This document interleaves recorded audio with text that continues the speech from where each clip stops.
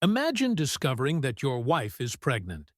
It should be the happiest moment of your life, right? But what if you knew, with absolute scientific certainty, that the baby wasn't yours? And worse, what if she expected you to raise it simply to protect her family's wealthy image? This is the story of David, a brilliant architect who realizes his perfect marriage is actually a trap. But instead of screaming or fighting, David decides to do what he does best.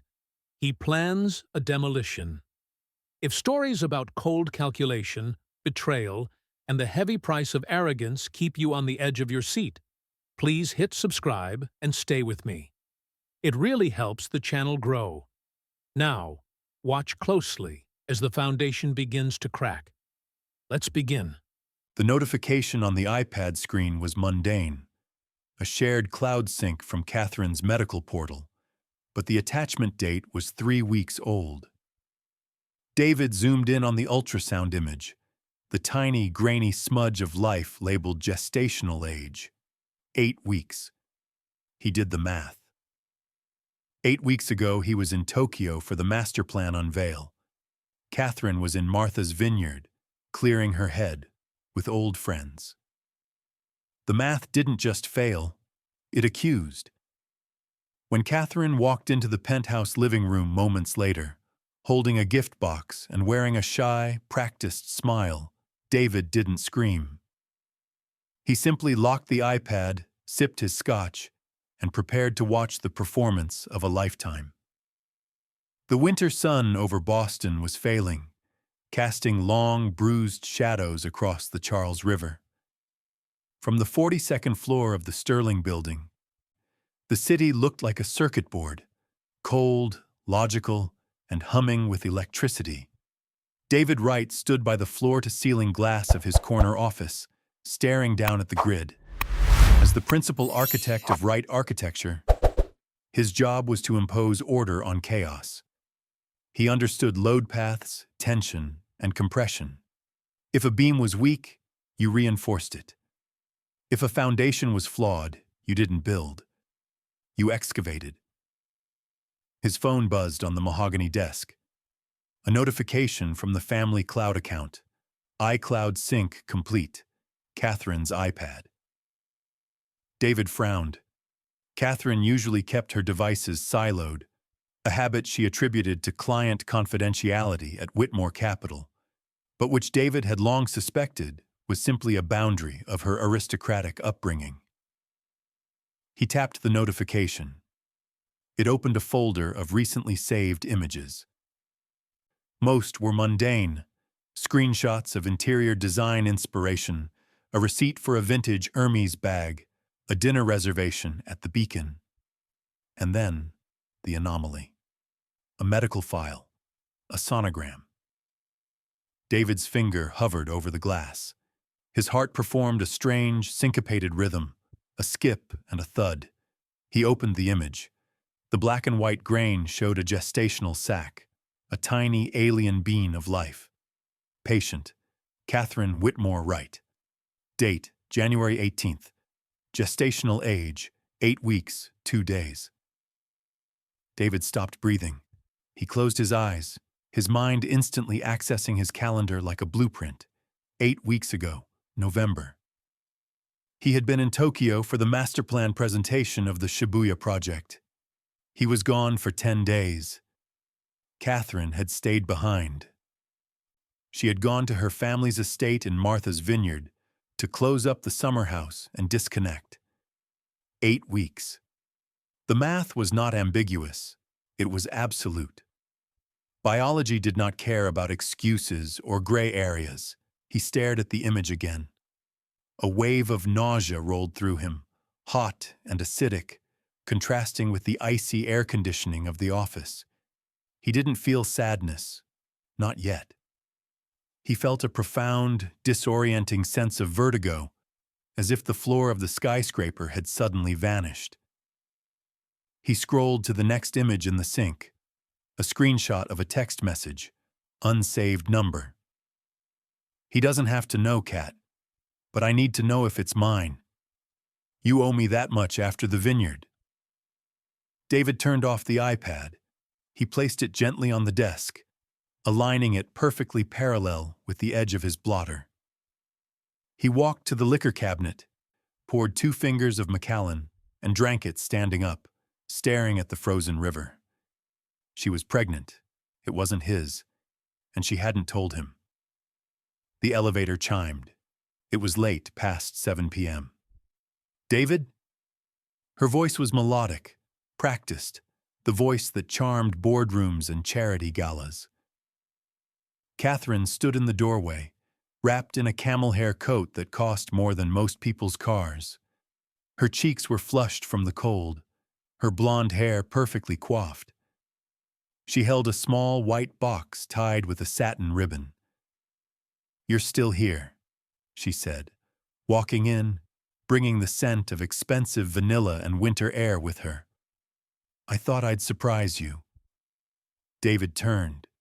He forced the muscles in his face to obey him.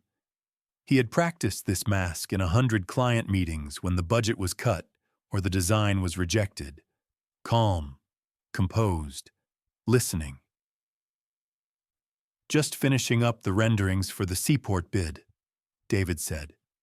His voice sounded surprisingly normal. "What's this?" Catherine approached him, her eyes shining with a brightness that looked genuine.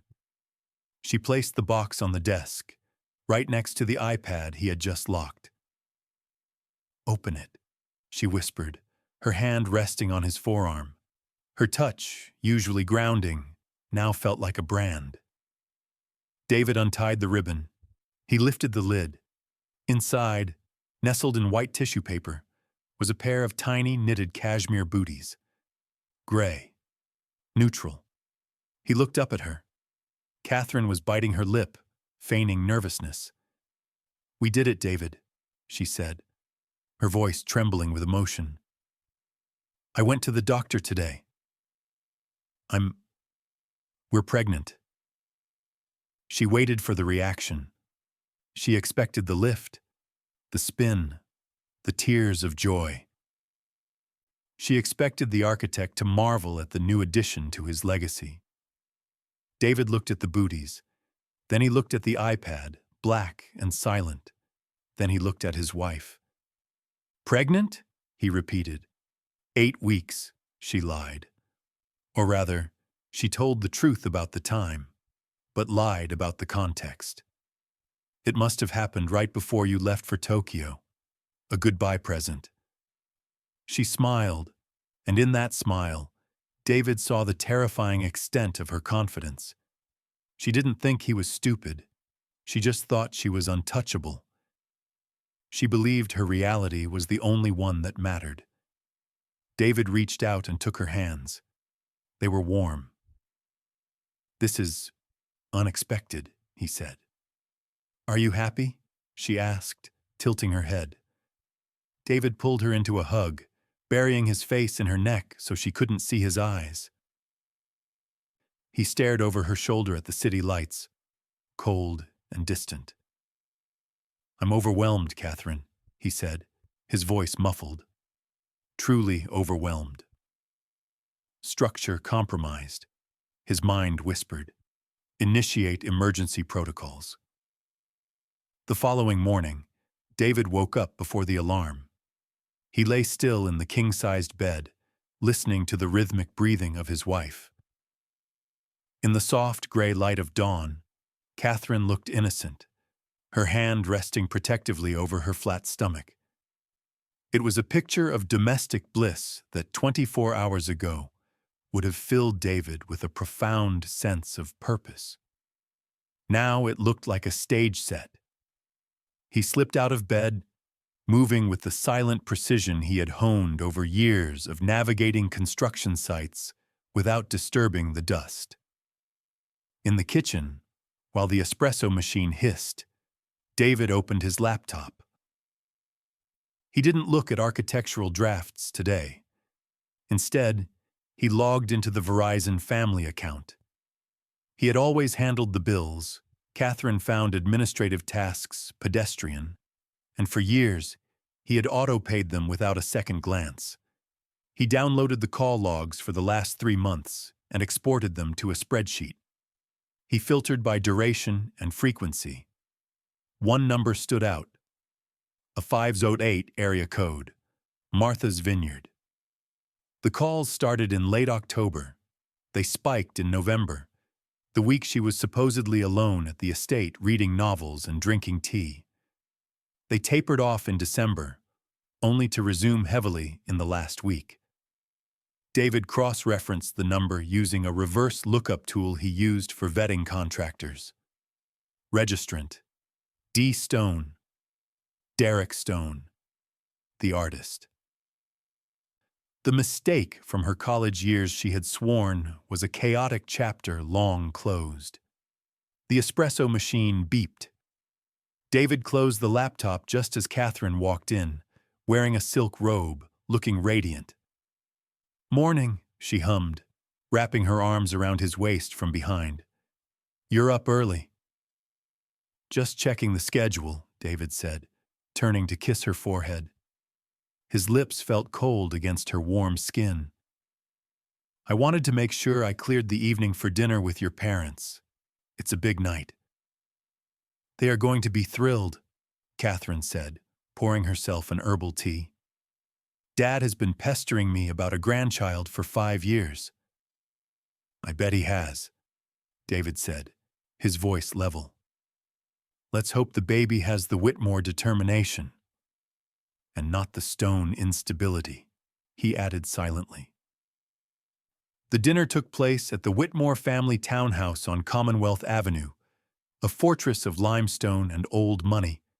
Robert and Eleanor Whitmore sat at opposite ends of a mahogany table long enough to land a plane on. The air smelled of roast lamb and beeswax. When they announced the news, Eleanor clapped her hands politely, a gesture that passed for ecstasy in their circle. Robert, a man who viewed people as assets or liabilities, actually smiled. "Finally," Robert said, raising his crystal wine glass. "A successor. The Whitmore line continues." David gripped his fork. The irony was a physical weight in his throat. "Ideally, he'll have my aptitude for structure and Catherine's intuition," David said, forcing a smile that made his jaw ache. "Let's hope he has the Whitmore chin," Eleanor added, critiquing the unborn child as if it were a racehorse. "Strong jaws run in the family. It's a sign of character." "To the future," Robert toasted. "To family, to loyalty." "To loyalty," David repeated, locking eyes with Catherine. She didn't blink. She clinked her glass against his, her smile unwavering. It was terrifying how easily she did it. She wasn't just lying to him. She was lying to the dynasty that paid for her lifestyle. Midway through the main course, Catherine's phone buzzed against the table. A single, short vibration. She glanced at it, and for a fraction of a second, the mask slipped, her pupils dilated. A micro-expression of panic flitted across her face before she smoothed it over with a sip of water. "Excuse me," she said, standing up. "Pregnancy bladder. It starts early." "Take your time, darling," Eleanor said. As Catherine walked toward the powder room, David checked his watch. 8:12 p.m. He waited 30 seconds, then stood up. "I left my phone in my coat," he apologized to his in-laws. "I need to check on the London site." He walked into the hallway, the plush carpet silencing his footsteps. He didn't go to the coat closet. He moved toward the powder room near the foyer. The door was solid oak, but the vintage brass fixtures of the old house carried sound well. He stopped 3 feet from the door. "Stop calling me," Catherine's voice hissed, low and urgent. "I told you, I'm handling it." "No, Derek, you don't get to make demands. It's a business decision." "Yes, it is. Just wait for the money." David stepped back into the shadows of the staircase. Money. So it wasn't just an affair. It was a transaction. And Catherine, the heiress who never balanced a checkbook, was negotiating the price of his life. She flushed the toilet, a sound effect to cover the call, and opened the door. David was already back in the dining room, listening to Robert complain about capital gains tax. When Catherine returned, she looked pale but composed. She sat down and placed her hand on David's knee under the table. "Everything okay?" David asked, covering her hand with his. "Just perfect," she said. David squeezed her hand. He squeezed it hard enough to feel the bones of her fingers, just below the threshold of pain. "Good," he said. "Because I was just telling your father. I want to make sure everything is legally airtight for the baby. Trusts, inheritance. Maybe we should review our estate planning." Catherine hesitated, sensing the shift in his grip, but she nodded. "Of course, David. Whatever you think is best." "I think," David said, letting go of her hand, "that we need to be very careful from now on." Wait, I need to stop and say something. This moment right here changes the entire genre of the story. David realizes he isn't just a husband who got cheated on, he's being used as a prop to secure a family legacy. That realization turns his heartbreak into something much colder. Instead of leaving, he decides to stay and play the game. Real talk. Would you have the patience to stay silent if you found out you were being used like this? Brian Cooper's office was a study in intimidation. Dark walnut paneling, leather chairs that swallowed you whole, and a view of the Boston Common that suggested he owned it. Brian had been David's roommate at Harvard. Now, he was the only divorce attorney in the city David trusted not to sell him out to the Whitmores. David slid the iPad across the desk. Brian didn't look at the screen immediately. He looked at David. "You look like you haven't slept," Brian said, adjusting his glasses. "I haven't," David replied, unbuttoning his suit jacket. "Read the file, Brian. Tell me where I stand." Brian picked up the device, scrolling through the timeline, the medical records, and the call logs David had compiled. He was silent for 5 minutes. The only sound in the room was the ticking of a grandfather clock and the distant wail of a siren. Finally, Brian set the iPad down. He didn't look sympathetic. He looked clinical. "It's messy," Brian said. "It's not messy," David countered, his voice tight. "It's mathematics. I wasn't there. The kid isn't mine. That's adultery." "That's biology," Brian corrected. "Law is different. You signed the Whitmore Standard prenuptial agreement 7 years ago. I told you then it was a bear trap.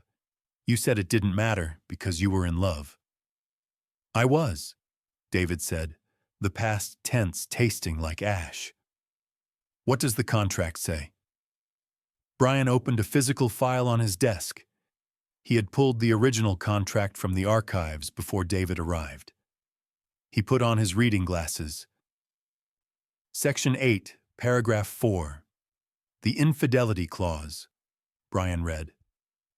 "In the event of proven infidelity resulting in the termination of the marriage, the offending party forfeits all claims to marital assets acquired during the union, and the injured party retains 100% ownership of their premarital and separately held business entities." "So I keep my firm," David said, "and I walk away clean." "Only if you have proven infidelity," Brian emphasized, tapping the paper. "And the Whitmore definition of proof is draconian. A timeline discrepancy on an ultrasound? Their lawyers will argue irregular ovulation or medical error. They will bury you in paperwork for 3 years. They will freeze your accounts. They will destroy your reputation before you even get a court date. To trigger Section 8 without them fighting back, you need something nuclear. Like what? A DNA test, Brian said. A court-admissible chain of custody paternal test. Or a sworn confession.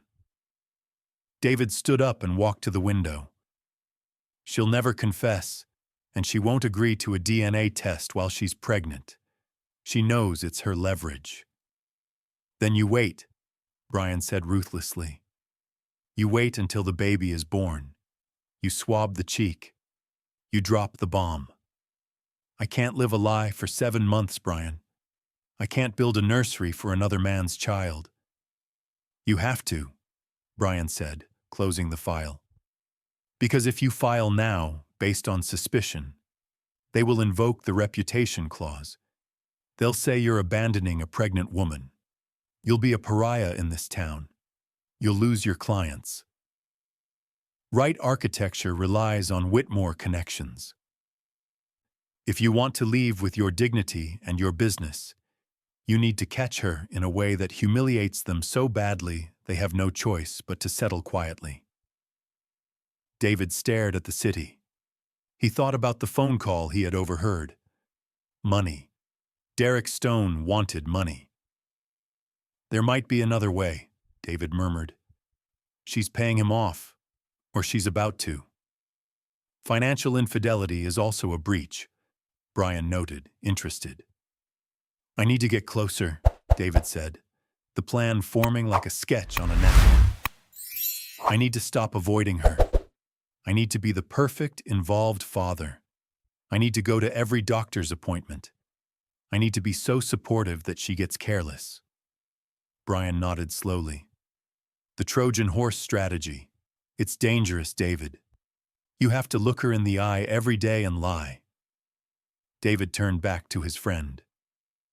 His face was hard, the face of a man who had just decided to demolish a building he once loved. I'm an architect, Brian, David said cold. I know how to build a facade. I just need you to prepare the demolition charges. Get me the DNA, Brian said, and I'll get you your freedom. I'll get it, David promised. There's an amniocentesis coming up. She thinks it's routine. I'll make sure it's evidentiary. The spare room on the eastern side of the penthouse had always been a gallery of sorts, housing Catherine's overflow of impulse purchases, an antique loom she never used, a stack of first-edition prints. Now it was stripped bare, a white cube waiting for a purpose. David stood in the center of the room, holding a roll of blueprints.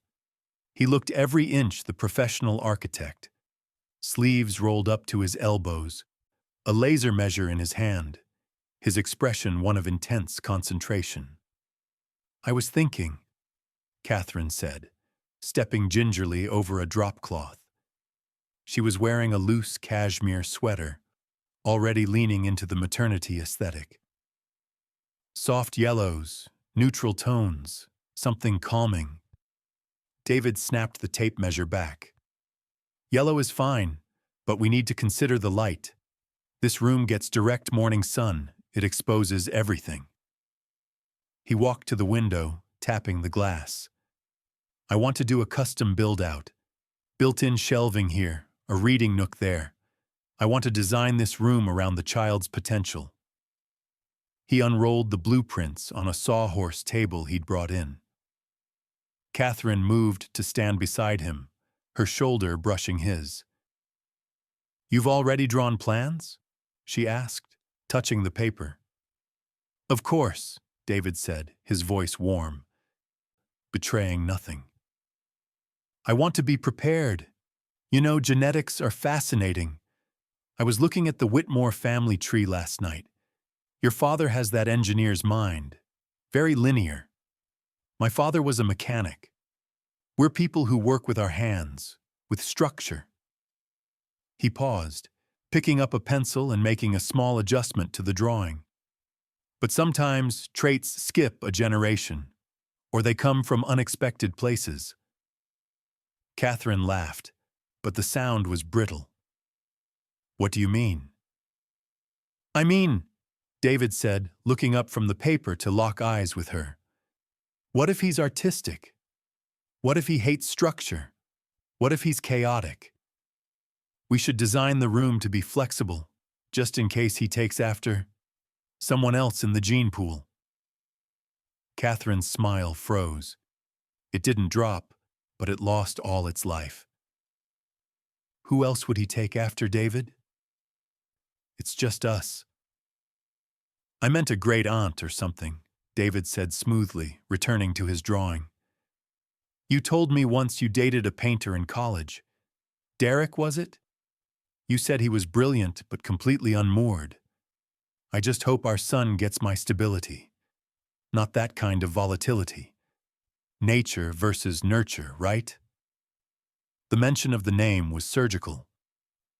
David saw Catherine's hand spasm where it rested on the table. She quickly pulled it back, tucking a stray lock of hair behind her ear. That was a long time ago, she said, her voice tight. I don't see what that has to do with the nursery. Nothing, David said cheerfully. Just thinking about variables. In architecture, you have to account for every variable.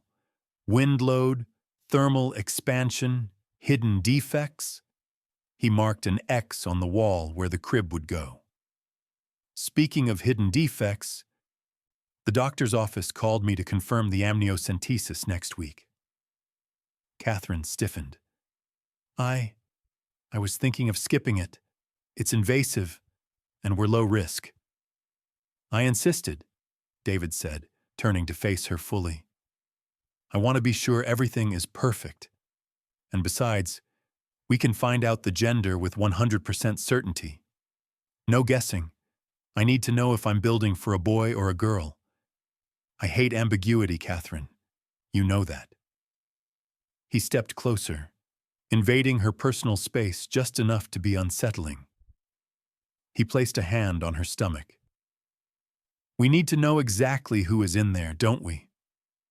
Catherine looked up at him. For a moment, David thought she might confess. The guilt was rising in her throat, visible in the rapid pulse of her jugular. But she was a Whitmore. Denial was her inheritance. You're right, she whispered. We should know. Good, David said, patting her stomach gently before pulling away. I'll confirm the appointment. I'll be there holding your hand the whole time. He rolled up the blueprints. I'm going to the office. I have some structural issues to work out on the Seaport project. The foundation isn't as solid as the client claimed. He left her standing alone in the white, empty room, surrounded by the morning sun that exposed every speck of dust in the air. The invitation to the Modern Perspectives exhibition at the Metropolitan Gallery had been on their refrigerator for weeks. Normally, David would have declined. He preferred the structural honesty of architecture to the abstract confusion of modern art. But he insisted they go. He knew Derek Stone had a piece in the show. The gallery was crowded with Boston's cultural elite, a sea of black turtlenecks and diamond chokers. The air smelled of expensive perfume and cheap white wine. David played his part perfectly, holding Catherine's elbow, guiding her through the crowd like a protective detail. You look tense, David murmured, leaning into her ear. It's just the crowd, Catherine said, her knuckles white where she clutched her clutch. I'm worried about the baby, the noise. We can leave soon, David promised. Let's just do a lap. He steered her deliberately toward the East Wing, where the local artists were featured. He felt the tremor run through her arm before he even saw the man. Derek Stone looked exactly as David expected. Handsome in a disheveled, intentional way, wearing a velvet jacket that had seen better days. He was holding court near a chaotic canvas of red and black slashes, but his eyes were scanning the room. They locked onto Catherine with the precision of a heat-seeking missile. I need some water, Catherine said abruptly, pulling away from David. I'm feeling faint. I'll just go to the members' lounge. I'll get it for you, David offered. No, she insisted too quickly. I need the quiet. Just stay here. Talk to the curator. I'll be back in 5 minutes. David watched her retreat, her walk fast and uneven. He waited 3 beats, then turned to the curator, gave a polite nod, and disappeared into the crowd. He didn't follow her directly. He knew the layout of the building. His firm had consulted on the renovation 3 years ago.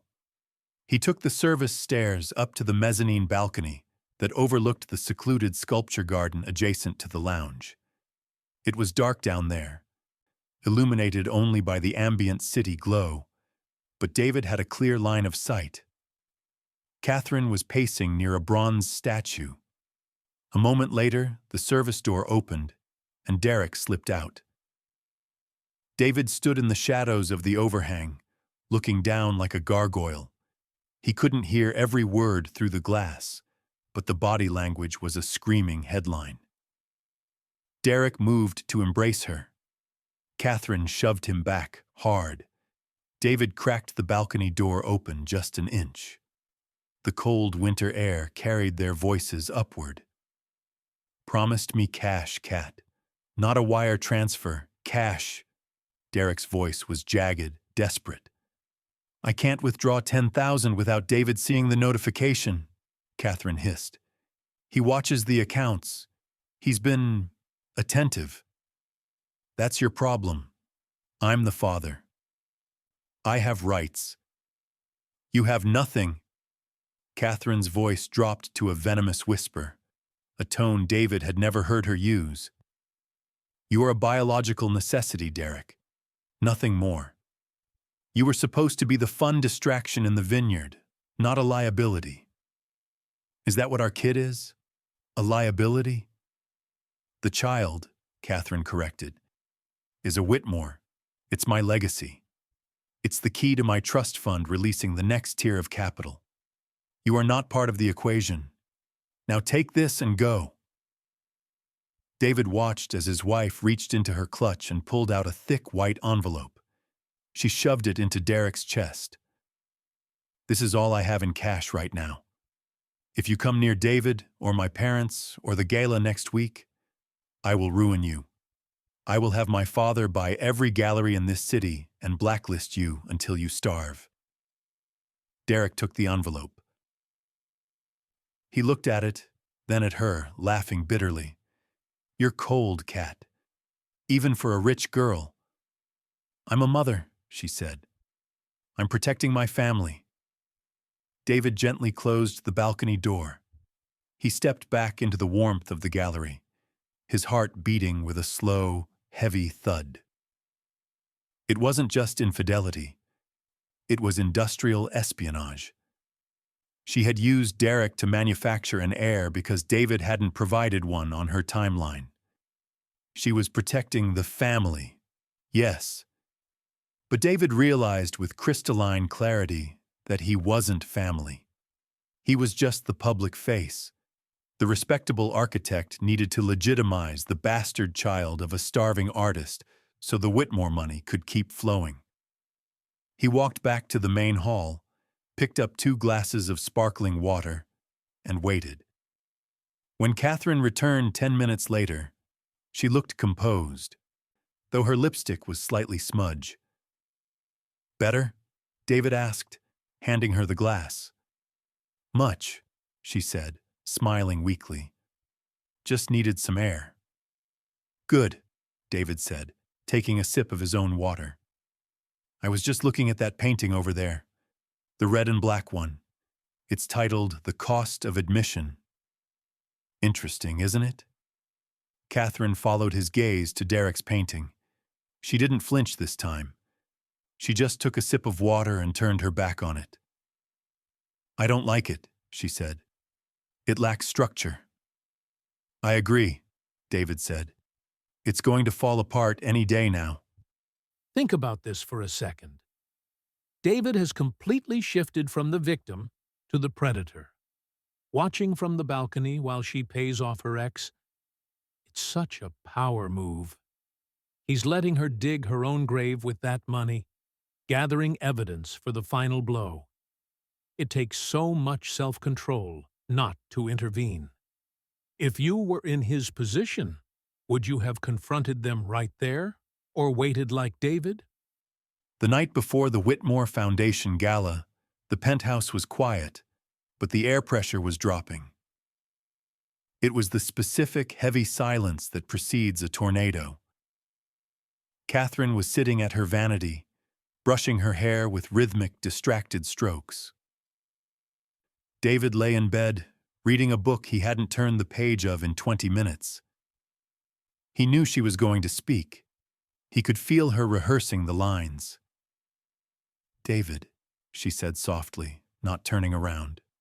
She watched his reflection in the mirror. "Hmm?" He lowered the book. "I need to tell you something. I don't want there to be any secrets between us before tomorrow night. It's too important." She turned on the stool, clutching the hairbrush with both hands, looking small and vulnerable. It was a perfect pose. "I saw Derek at the gallery," she said. David sat up, adjusting his pillows. He kept his face open, confused.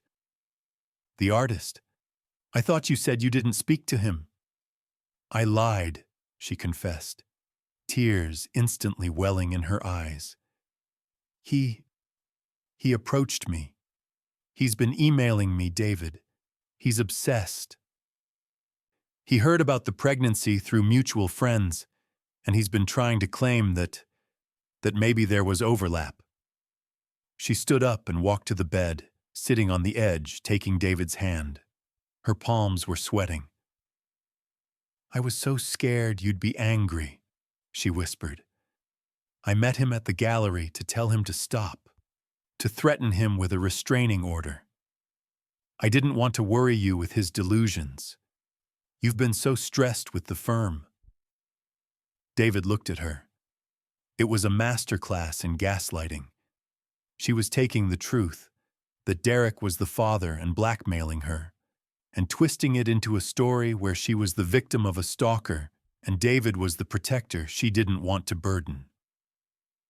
"So," David said slowly, "nothing happened? In Martha's vineyard?" Catherine squeezed his hand. "David, how can you ask that? I was alone. I was reading, walking on the beach. Derek he's unstable.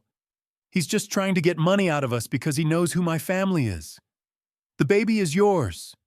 Look at us. This is our future." She placed his hand on her stomach. "I'm sorry I hid the meeting from you. I just wanted to handle it. I wanted to protect us." David looked at the woman he had married 7 years ago. He realized then that he didn't hate her. Hate was too hot, too messy. What he felt was the cold, clinical detachment of a coroner examining a corpse. She was dead to him. The marriage was a carcass. He let out a long breath, feigning a release of tension. He pulled her into a hug. "I'm sorry, Catherine," David said, his voice muffled in her hair. "I've been paranoid. The stress. I thought—" "Shh," she soothed him, stroking his back. "It's okay. It's over now. I paid him to go away. It's just us." "Just us," David repeated. "Tomorrow night is going to be perfect," she promised, pulling back and wiping her eyes. "We'll announce the gender. Everyone will see how happy we are." "Yes," David said. "They will see everything." Catherine kissed him, satisfied that the load-bearing wall of her lie was holding up the roof. She went to the bathroom to wash her face. While the water ran, David's phone vibrated on the nightstand. It was a secure message from Brian. Subject: Lab results. Confidential attachment. Paternity analysis right PDF. David didn't open it. He didn't need to. Brian wouldn't have sent it at 11 p.m. if the result was negative. The existence of the email was the confirmation. The structure was condemned. When Catherine came back to bed, David turned off the lamp. "Good night, David," she murmured, sounding lighter than she had in weeks. "Good night, Catherine," he replied.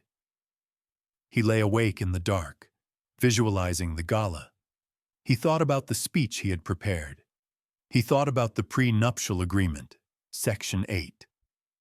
He thought about the look on Robert Whitmore's face when the truth hit the fan. Catherine slept soundly, believing she had patched the crack. She didn't realize she had just handed David the sledgehammer. The grand ballroom of the Fairmont Copley Plaza was a cavern of gold leaf and crystal. 300 guests, senators, bank CEOs, and old money matriarchs sat at round tables adorned with white orchids. At the center of the head table, Catherine Whitmore sat like a queen, her hand resting ostensibly on her stomach, draped in emerald silk that cost more than a year of tuition at Harvard.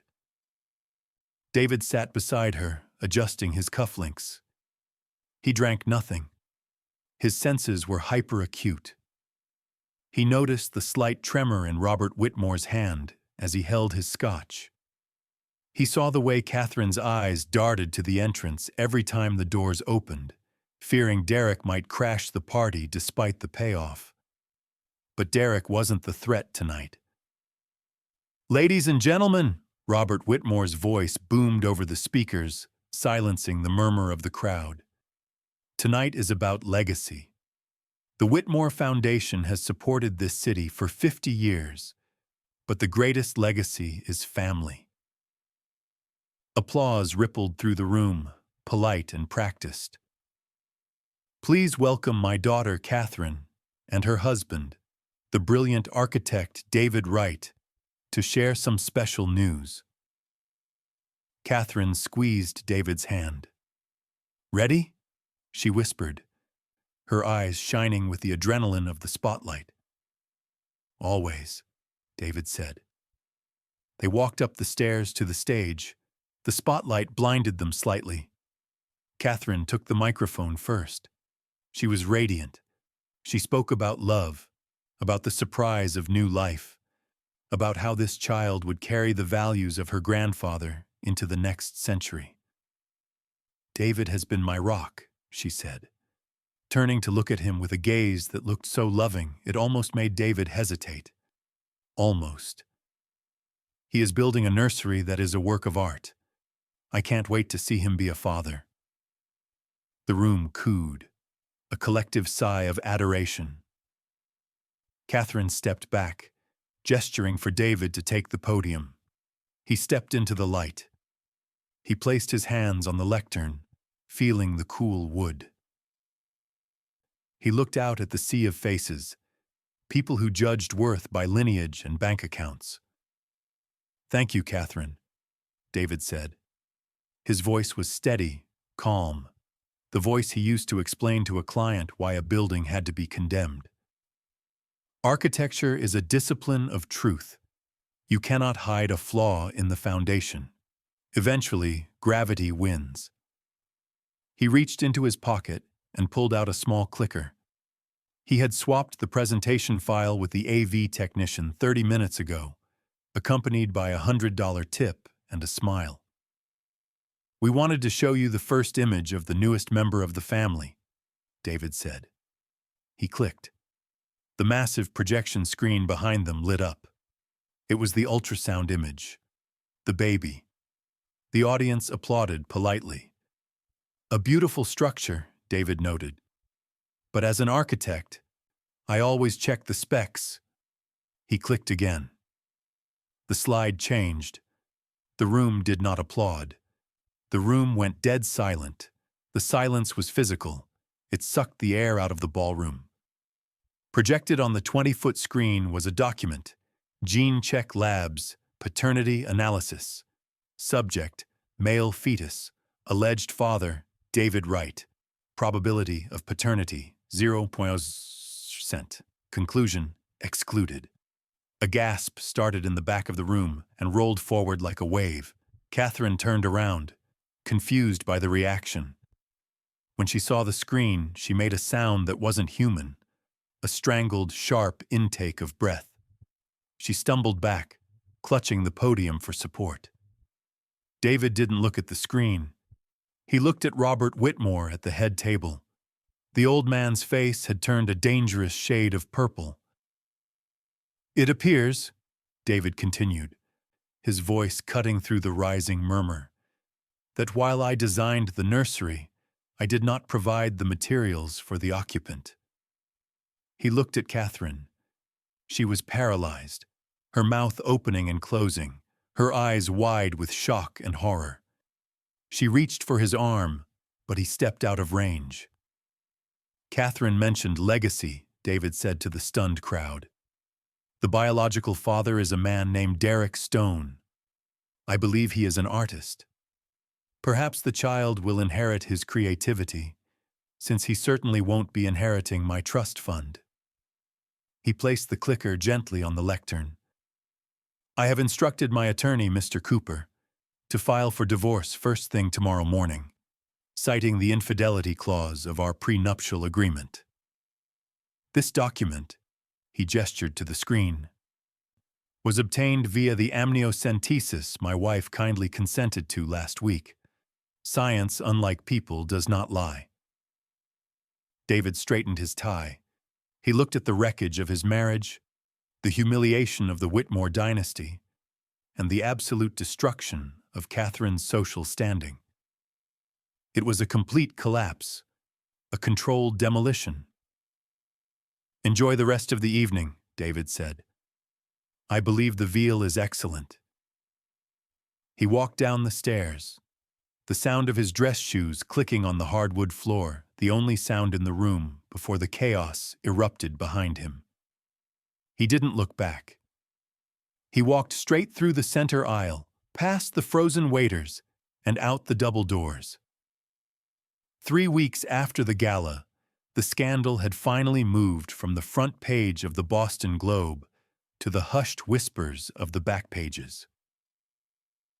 They called it the ultrasound incident. In the high society circles of Back Bay, the Whitmore name, once gold, was now radioactive. Robert Whitmore had resigned from the board of his own foundation. Catherine had retreated to the Vineyard estate, alone, exiled by the very family she had tried so desperately to appease. David sat in the conference room of Wright Architecture. It was late. The staff had gone home hours ago, leaving the office in a state of suspended animation. Blueprints rolled on desks, computer screens glowing with screensavers of skyscrapers. Brian Cooper sat across from him. He didn't look triumphant. He looked tired.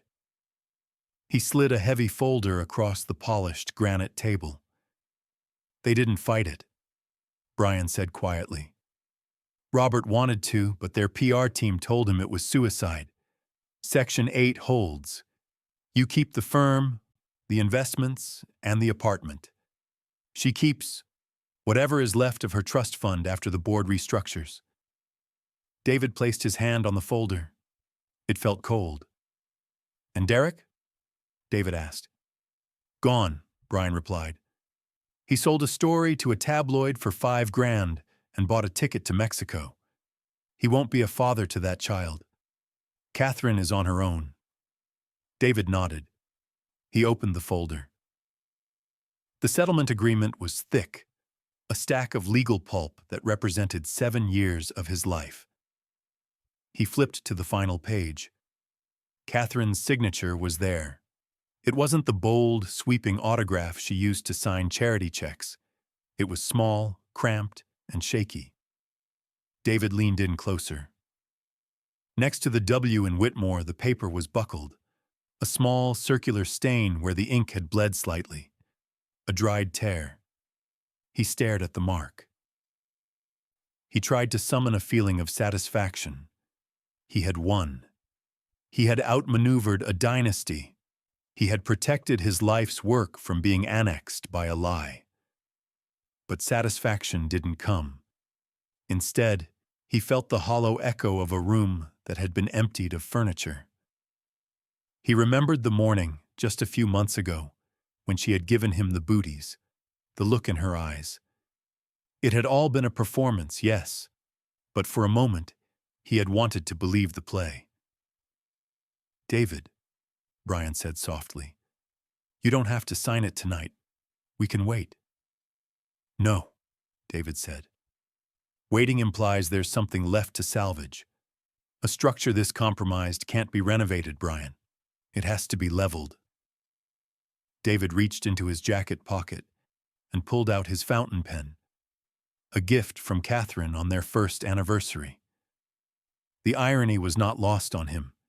He uncapped it. The nib was sharp, gold, and precise. He didn't hesitate. He signed his name, David Wright, in a clean, unwavering line. He signed right through the dried tear stain, his ink crossing out the evidence of her grief with the permanence of his decision. He closed the folder and pushed it back to Brian. "It's done," David said. Brian nodded, standing up and collecting the papers. "I'll file this in the morning. You're a free man, David. What will you do now?" David stood up and walked to the window. The city of Boston sprawled out below him, a grid of lights and steel. He saw the buildings he had designed, standing tall and rigid against the wind. They were safe. They were honest. They didn't lie. He saw his reflection in the glass. He looked older, harder. "I'm going to work," David said, staring at his own eyes in the reflection. "I have a new project starting in the seaport, ground up." "You should take a vacation," Brian suggested at the door. "Go somewhere warm."